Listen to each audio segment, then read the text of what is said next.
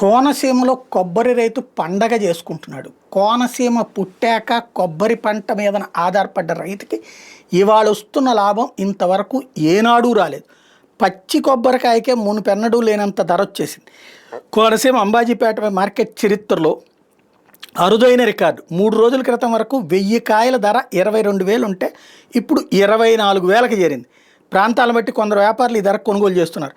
కాయల పరిమాణము, నాణ్యత, బరువును బట్టి కొన్ని ప్రాంతాల్లో అయితే 1000 పచ్చికాయలు 25,000కు కూడా కొంటున్నారు. ఈ నెలలో కాయల పరిమాణం బాగా ఆశాజనకంగా ఉంది. వచ్చే నెలలో బాగా తగ్గిపోయి చిన్నవి వస్తాయి. దీంతో వర్తకులు రైతుల దగ్గర నుండి ఇప్పుడే పెద్ద ఎత్తున కొనేసి నిల్వ చేసుకుంటున్నారు. రాబోయేటటువంటి దసరాకి మంచి ధర వస్తుందని ఆశిస్తున్నారు. మరోవైపు దిగుబడులేమో తగ్గినాయి. గతంలో ఎకరాకు 1000 కాయలు వస్తే సగానికి తగ్గిపోయి కొరత ఏర్పడింది. దీంతో రోజుల వ్యవధిలోనే ధరల పెరుగుదల కనిపిస్తోంది. పొరుగు రాష్ట్రాలతో పాటు ఆంధ్రప్రదేశ్లో కూడా పలు జిల్లాలకు ఎగుమతులు జోరందుకున్నాయి. అందుకని కొబ్బరి బోండాల రేటు, కొబ్బరి కాయ రేటు అదిరిపోతుంది.